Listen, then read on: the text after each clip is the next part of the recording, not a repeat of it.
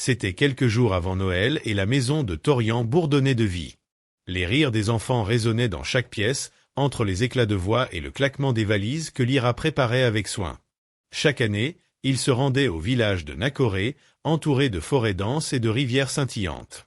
Mais ce Noël, une lourde inquiétude pesait sur le cœur de Lyra, qu'elle essayait de cacher derrière un sourire tendre. Torian, son père Malu et les enfants se moquaient doucement de ses prières matinales, la voyant murmurer des mots silencieux au crépuscule ou au lever du soleil. « Torian, s'il te plaît, juste 2 minutes, suppliait-elle, sa voix tremblante mais douce. Malu haussa les épaules, impatient et distrait. « Arrête de t'inquiéter, Lyra. Dieu sait où nous allons, il n'a pas besoin que je lui rappelle. » Son cœur se serra tandis qu'elle voyait ses enfants imiter leur père, roulant des yeux ou soupirant face à sa foi obstinée. Cette nuit-là, alors que Malu rentrait du travail, la route était plongée dans une brume épaisse et une silhouette fragile apparut au bord du chemin. Une vieille femme, pagne serré autour de la taille, tenait un petit panier et agitait la main, implorante. « Mon fils, peux-tu m'emmener à la rue suivante ?» demanda-t-elle d'une voix rauque, presque suppliante. Malu s'arrêta, hésitant. Elle prit une profonde inspiration et ses yeux fatigués fixèrent les siens. « Ne voyage pas vers Nakoré sans prier et jeûner. Un grand danger vous attend. » Malu éclata d'un rire nerveux. « C'est juste une vieille superstition. Rien ne nous arrivera, comme chaque année. » Mais Lyra sentit un frisson parcourir son échine. Le pressentiment de malheur s'installait, comme une ombre silencieuse derrière leur excitation. Les jours suivants, la maison se transforma en un tourbillon d'emballage de valises, de préparation de collations et de rires.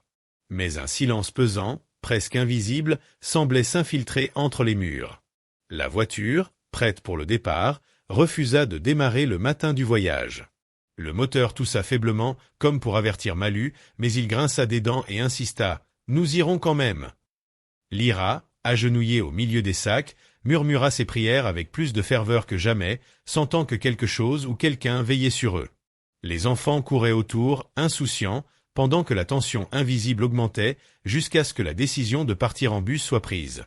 Dans l'ombre du village, Mama Maka, jalouse et pleine de rancune, observait déjà chaque mouvement, prête à déclencher un plan qui changerait à jamais le destin de cette famille. Dans le village de Nakoré, Mama Maka et sa complice, Mamaïse, pénétrèrent dans la forêt dense et silencieuse où vivaient les sorcières du cercle noir. Les arbres tordus se penchaient sur elles, comme pour écouter leurs secrets, et le vent sifflait entre les branches, glissant sur leurs épaules et faisant frissonner leur peau. Devant la hutte, une lumière rougeâtre illuminait des visages ridés et puissants, les sorcières levant des yeux scintillants à leur arrivée. « Pourquoi venez-vous ici ?» demanda la chef, sa voix résonnant comme un tambour sourd. Mama Maka, les mains tremblantes mais la détermination ferme, s'agenouilla. John Marmon et sa famille ne doivent pas atteindre le village vivant.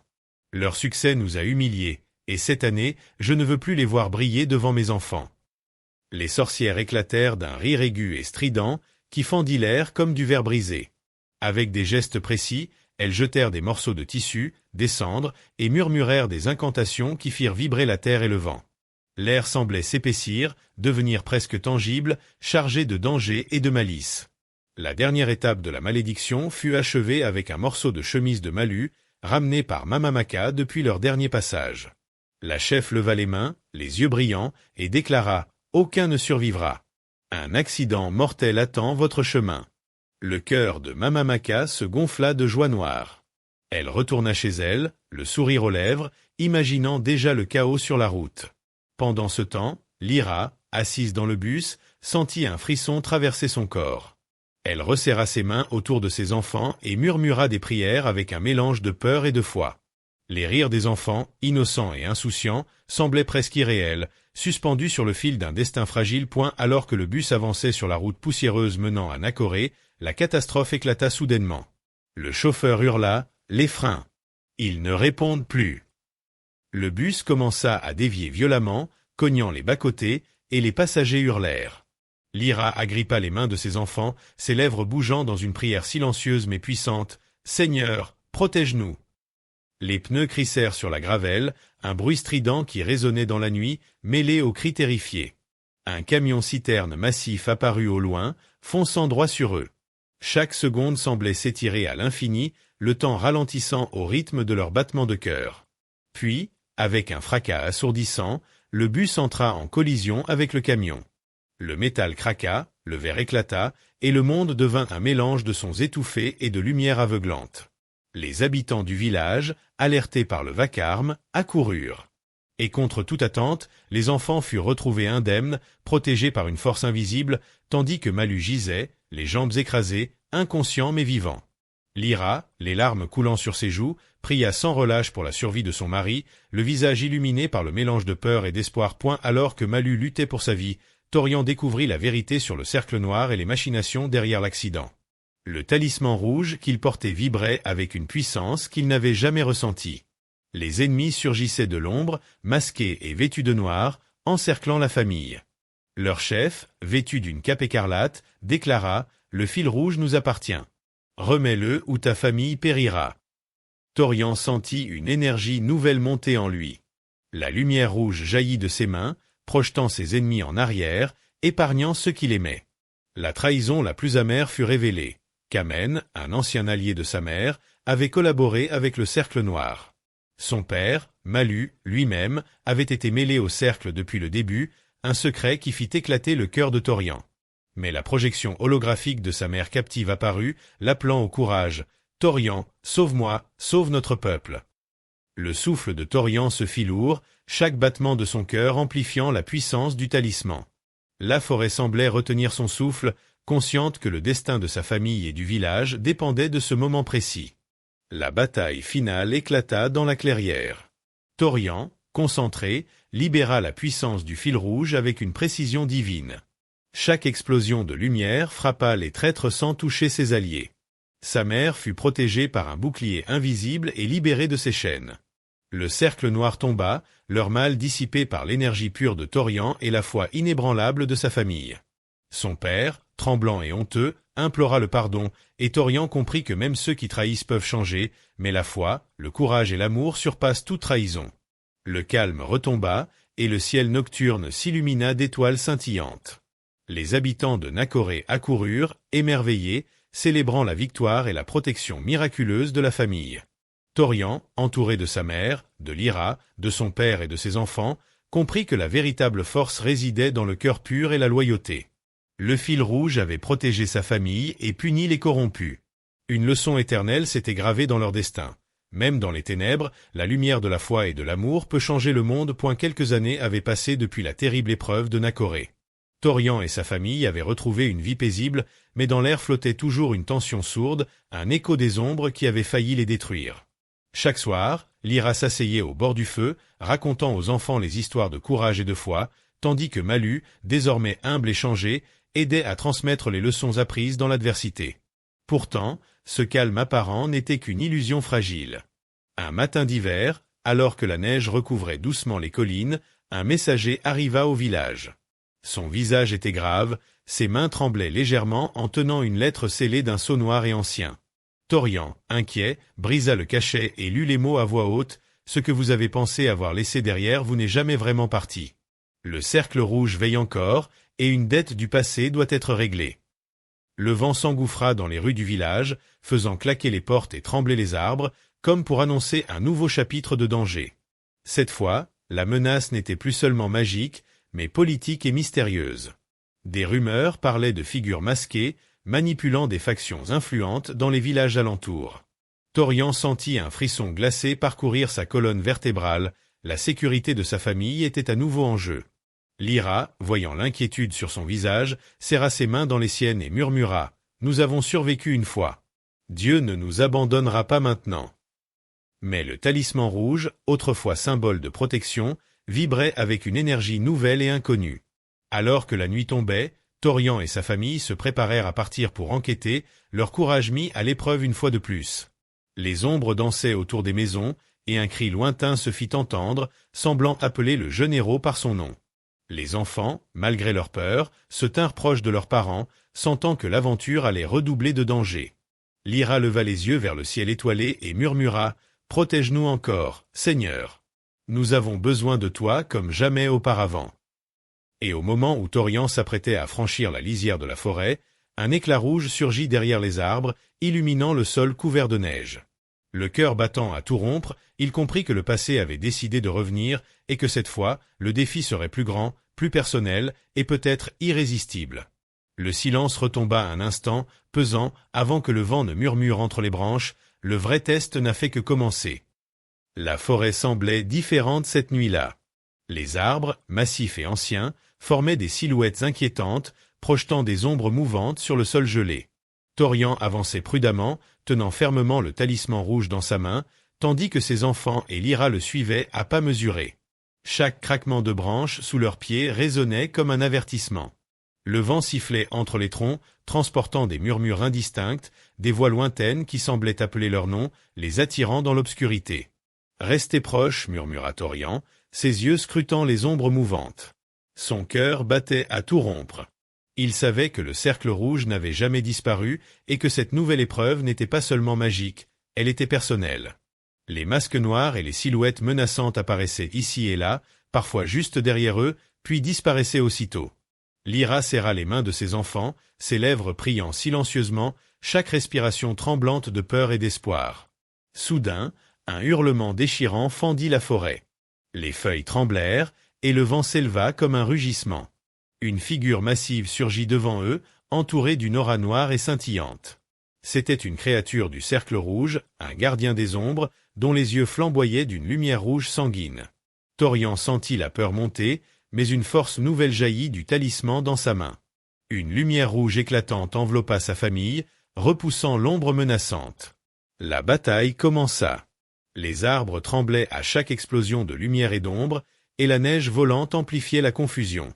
Thorian utilisait chaque parcelle de sa force et du talisman pour protéger ses enfants et sa mère. Chaque attaque des créatures était plus puissante que la précédente, et le jeune héros comprit que ce combat ne serait pas comme les autres. Le cercle rouge avait appris de ses erreurs passées. Puis, au détour d'un sentier, il aperçut une silhouette familière. C'était Kamen. Le cœur de Thorian se serra. Trahison, colère et douleur se mêlaient dans ses yeux. « Tu pensais que nous avions oublié ?» cracha Kamen, la voix glaciale et emplie de haine. Thorian sentit le sol vibrer sous leurs pieds, chaque mot résonnant dans la forêt comme un écho de vengeance. Mais alors que Kamen levait la main pour frapper, une lumière rouge surgit du talisman et enveloppa Thorian et sa famille. Le cercle rouge recula, hurlant de douleur, et le pouvoir protecteur de la foi et du courage fit briller le talisman d'une intensité jamais vue auparavant. Lyra, debout derrière son fils, murmura « Nous ne tomberons pas ce soir. Nous sommes protégés. » Les enfants, malgré la peur, sentirent la puissance du talisman et virent une lueur d'espoir. Alors que le calme revenait lentement, le cercle rouge disparut dans les ombres, laissant derrière lui une forêt silencieuse et des cœurs battant la chamade. Mais Thorian savait que ce n'était qu'un répit. Le véritable ennemi, celui qui avait tiré les ficelles depuis le début, n'avait pas encore révélé son visage. Le vent siffla à travers les arbres, comme pour murmurer « Prépare-toi, Thorian, la dernière épreuve approche. » La nuit était tombée sur Nakoré, et la forêt autour de Thorian semblait vivante, respirant comme un être conscient. Chaque pas de la famille était accompagné du craquement sinistre des branches gelées sous leurs pieds. Le talisman rouge, désormais chaud au toucher, pulsait comme un cœur battant, guidant leur route vers le centre de la forêt où le cercle rouge avait choisi de révéler son véritable pouvoir. Le silence pesant fut brisé par un rire glacial, qui semblait provenir de partout et de nulle part à la fois. « Vous avez survécu à nos épreuves, mais ce n'est rien comparé à ce qui vous attend, » murmura une voix, glaciale et sifflante, résonnant à travers les arbres. Des ombres mouvantes surgirent des troncs, des silhouettes noires aux yeux étincelants, encerclant la famille. Thorian serra le talisman et sentit son énergie résonner avec celle de ses proches. Lyra et les enfants se tenaient fermement, priant en silence, tandis que Malu, encore fragile de son accident passé, tentait de montrer courage et force malgré la peur qui lui serrait le cœur. Au centre d'une clairière baignée par la lueur rouge du talisman, une figure imposante se dressa. Son masque noir reflétait une lumière surnaturelle, et derrière elle, des symboles anciens brillaient faiblement sur le sol enneigé. « Bienvenue au cœur du cercle » déclara-t-elle, sa voix résonnant comme un tambour de guerre. Thorian sentit son souffle se couper, mais il sut que fuir n'était pas une option. La famille entière était désormais liée par le destin et la foi. Les créatures du cercle attaquèrent avec une précision implacable. Des éclairs d'ombre zébraient l'air, des hurlements déchiraient le silence, et le froid mordait la peau comme des milliers de petites lames. Torian bougea avec rapidité, bloquant chaque attaque avec le pouvoir du talisman, tandis que ses enfants, guidés par la lumière, esquivaient les dangers. Lyra criait des prières qui semblaient matérialiser un bouclier protecteur invisible autour d'eux. Chaque souffle, chaque mouvement, chaque regard portait le poids de la vie et de la mort. Puis, au centre de la clairière, la grande révélation éclata. Derrière le masque de l'ennemi se trouvait une figure familière. Kamen, le traître du passé, souriait avec malice. « Tu pensais que tu avais gagné, Torian ? Je n'ai fait que commencer. Le cercle rouge ne meurt jamais, et votre peur nourrit notre pouvoir. » Le cœur de Torian se serra. La trahison et la colère se mêlaient à sa peur, mais il sentit en lui une force qu'il n'avait jamais connue, le mélange du courage, de la foi et de l'amour pour sa famille. La bataille atteignit son paroxysme. La lumière rouge du talisman éclata en vagues d'énergie, repoussant les créatures dans les ténèbres, tandis que Torian affrontait Kamen dans un duel épique. Les éclairs de magie et de lumière illuminaient la forêt, projetant des ombres mouvantes sur les arbres et la neige. Chaque cri, chaque souffle, chaque prière résonnait dans l'air glacé comme une symphonie de survie. À la fin de la nuit, le cercle rouge, affaibli et désorienté, recula dans les ombres, disparaissant aussi soudainement qu'il était apparu. Mais Torian savait que ce n'était pas la fin. Le véritable ennemi, celui qui avait tiré toutes les ficelles depuis le départ, n'avait pas encore été confronté. Le vent chuchota à travers les arbres, « Prépare-toi, Torian, le dernier voile tombe bientôt. » L'aube se levait à peine sur Nakoré, mais la forêt semblait toujours tenue dans une obscurité surnaturelle, comme si le temps lui-même refusait de progresser. Torian et sa famille étaient au centre de la clairière, le talisman rouge vibrant dans leurs mains, chaque pulsation résonnant comme un avertissement. Le silence qui régnait autour d'eux n'était pas paisible. Il était chargé de menaces, de trahison et d'un pouvoir ancien prêt à se déchaîner. Soudain, une silhouette se matérialisa au-dessus de la neige, flottant comme un esprit au visage masqué par l'ombre la plus dense. Son aura était puissante, tellement oppressante que Torian sentit son cœur se serrer. « Enfin, le dernier voile tombe » murmura la voix, grave et glaciale, comme un vent mortel. Tous les événements passés, les trahisons, les malédictions et les épreuves semblaient converger en cet instant. Le cercle rouge, Kamen, et les sorcières du passé n'étaient que les messagers d'un pouvoir bien plus ancien et terrifiant, celui qui avait façonné Nakoré et ses ombres depuis des siècles. Le vent se leva, tourbillonnant autour d'eux, faisant voler la neige comme des éclats d'obsidienne. Torian serra le talisman, sentant la chaleur divine se répandre dans tout son corps.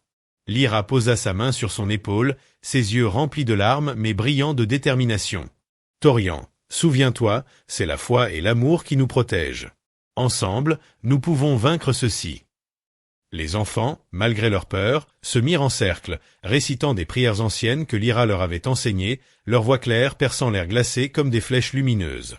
Alors la bataille finale éclata. L'ombre massive descendit sur eux, ses mains semblant déchirer l'air lui-même. Chaque mouvement de Torian, chaque geste de Lyra, chaque souffle des enfants créait une barrière lumineuse autour d'eux. Le talisman rouge éclata en une lumière aveuglante qui fit reculer le dernier voile, révélant derrière le masque une femme ancienne, au regard profond et triste, autrefois gardienne de la forêt et désormais prisonnière de la colère accumulée des hommes. « Je ne cherchais pas à vous détruire, mais à tester votre cœur, dit-elle, sa voix tremblante de larmes et de rage retenue. Seule une famille unie par la foi et le courage pouvait me libérer du cercle rouge. Vos épreuves étaient nécessaires, pour me montrer que l'amour peut vaincre le mal même le plus ancien. » Torian, haletant mais immobile, sentit son cœur se libérer d'un poids qu'il ignorait porter. Lyra tomba à genoux, les enfants serrant leurs mains. Ensemble, ils levèrent le talisman rouge vers le ciel, une lumière pure émergeant et dissolvant les ombres, transformant la neige autour d'eux en étincelles scintillantes. Le cercle rouge, Kamen, et toutes les créatures des ténèbres disparurent, comme effacées de l'histoire, laissant place à un calme absolu, presque surnaturel. Le souffle de la forêt changea, se transformant en un murmure doux et rassurant.